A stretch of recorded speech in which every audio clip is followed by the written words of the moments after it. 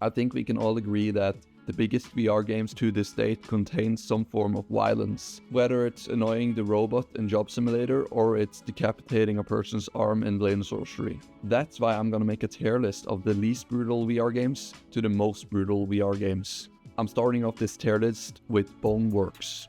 Boneworks is made from Stress Level 0 and it's a huge VR game. It's actually one of the biggest VR games to this date.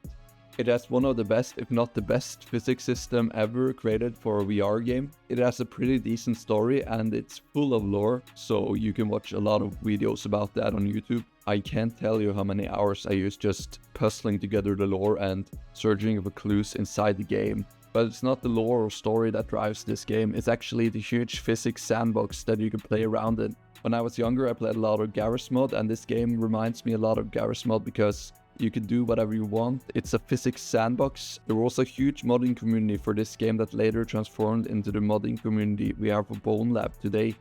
I love the Ragdoll's physics for Boneworks, and I feel like not enough people talk about it. One of my biggest videos on this channel is actually about Ragdolls in Boneworks. I love the way that the Ragdoll reacts to getting thrown off something or punched in the face, and I feel like it's not realistic, but it's kind of satisfying in a good way, so that's a huge plus. But I'm not a huge fan of the blood or the wound system in this game, and I feel like it's repetitive and not satisfying enough. I know there's a lot of mods for this, but I'm only picking the pure game. But the melee weapons for this game is actually insane. Like, there's a lot of melee weapons and just physics objects that you can mess around with. And I forgot to talk about one of the most impressive gun mechanics in any VR game. This game has actually one of the most insane gun mechanics I've ever seen in any VR game. It's so realistic, at the same time you could flip the gun around and catch it in the magazine. It's just so fun to play around with guns in this game, and I love it. But this tier list only focuses on one thing, and that's brutality. That's why I'm placing Boneworks on C tier. The next game that I'm going to rank is Job Simulator VR.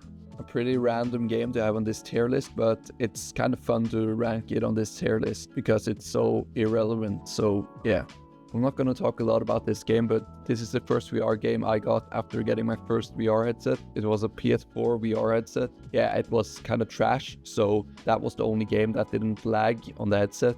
I'm trying to think about any hints of violence in this game, but it's kind of hard, so this is instantly a D tier. Next game is Half-Life Alyx, one of the biggest VR games ever created. Half-Life Alyx fans were shocked after hearing that the next Half-Life Alyx game were going to be in VR, and the opinions were pretty mixed, but it delivered and fans loved it, and there's actually not a lot of complaints about this game. This game is amazing, and everyone that has a VR headset and a PC that can handle the game should really try this game. I noticed that they focused a lot on the core elements of Half-Life, and I remember thinking that the physics were going to be a huge part of this game, but I feel like Boneworks is actually way better in terms of physics and just movement and all that stuff. This game doesn't have a huge playground to play around on. It's story driven and it's one way. Like, you can't like move ragdolls and all that stuff. And I would say that the gore is not that impressive. So I know that they focused a lot on the story. So that's why this is getting a D tier. Next game is Hellsplit Arena. This is a huge VR game with amazing graphics, and the community loved this game. This game has a sandbox, it has a campaign, and you can mod it now, and it's just insane how much this game has grown in the last few years. Also, I think it just released on the Quest, so that's insane. Hellsplit Arena does not have good ragdolls, but that's not what I'm going to talk about, because the gore system in this game is actually insane. You can chop the zombies any way you want, you can see the intestines, you can fucking decapitate everything, like blood splatters are really good and the wounds are insane, so this is instantly a S tier. Next game is Battle Talent. This game is amazing because there are so many amazing ways to fight, and you can be so creative with your fighting style in this game. There's also a lot of stuff to do. There's adventure mode, and there's the dungeon, and there's multiplayer now. That's actually insane. And yeah, you got the sandbox where I like to be. You have to play this VR game if you own a VR headset because this is actually insane. There's so many different weapons you can play with. and the weapons do a lot of different stuff, and there's a lot of different combos, and it's just insane how they managed to make a game like this for VR. I don't have any issues with the game other than it's exhausting and it's pretty hard to play sometimes when you play against the bosses. There's not that much to say about the ragdoll physics in this game, but the gore in this game is insane. The wounds are really good, you can decapitate every body part, and the blood splatters are good. That's why it's an A on the scale. Bone Lab is the next game I'm going to rank. This is one of the biggest VR games on the market. It released on the Quest 2 and PC version. It released after Boneworks and is also made from Stress Level 0. It's one of the most modded games, or modded VR games, to this date. I think it's built on the same engine that Boneworks was built on, and I think it's called the Marrow engine or something. And it's kind of identical in terms of physics and all that. It's way easier to mod the game now, and they focused more on the modding part of the game when they developed it. There's so much freedom in modding for this game that it's insane. It's basically a new game, but they didn't update so much on the brutal part of the game, so it's just like similar to Boneworks actually, so that's why it's on C tier. The next game is called Nightclub Simulator. I have to include this on the list because it's so good, and I just love the physics and everything with it, like the sound when you punch and all that stuff. I even think it's better than Drunken Bar Fight.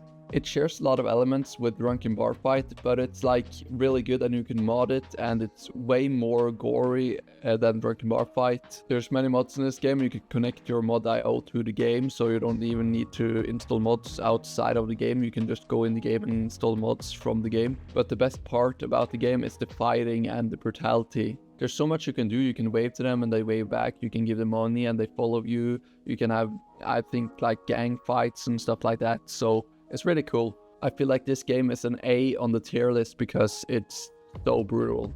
Okay, the next game is called Hard Bullet, and I love this VR game. And if I'm going to describe this game with one sentence, then I would say it's John Wick in VR. This game has all of the fighting elements in one pack. There's so many guns and melee weapons in this game, and the combat just feels so satisfying and good when you're playing. The violence in this game is insane. You can do so much, and there's so much torture, and oh my god, I can't even explain. They made a whole map just for torturing NPCs and all that stuff. So yeah, it's an S tier. Okay, the next VR games I'm going to rank is The Walking Dead Saints and Sinners, and the other one that came after it that I can't even remember the title because it's so long. Yeah, I love the mechanics in this game. I love the story. I love the NPCs. They're well made, and I really love the gore in this game and just the brutality in this game. It's really good. I will give it an A on the brutal scale because I feel like it's not an S because it would need to be like more realistic and look way more realistic in terms of graphics. So yeah. The next VR game is Blood Trail. Blood Trail is basically the most brutal VR game ever created. It's instantly an S tier, and it's what made this channel Brutality. The developers really took their time to like make the best VR gore system I've ever tested in any VR game. This game is so brutal, I can't even tell you. I feel like a psychopath every time I play this game. If you're 99 years old, then you're old enough to play this game. This game only focuses on brutality. There's like nothing else. I'm joking. They're going to add a story where you're like a hitman that's going to take down a cult, and they're going to add way more elements in terms of maps and all that stuff. So that will be great. And they just took back the raid mode, so that's great too. As I said, this game is instantly a S on the tier list. Okay, I saved the best game for last because the next game is Blade & Sorcery. Blade & Sorcery is my favorite VR game, or my favorite game like ever created. I can't even tell you how worth it is to buy this VR game if you have a VR headset. This game made me love VR, and I still love it as much as I did when I first played it for the first time. It has so many elements to it, and it's so rich of content, and there's so much to do in this game, and also it's a huge sandbox for you to fight in and all that stuff, so it's great. There's Crystal Hunt and there's Sandbox, and there's a lot of mods. It's basically the biggest modding community, but in terms of brutality, it's actually an A on the tier list. If I could include mods, then this game would be an S tier, but it's actually an A.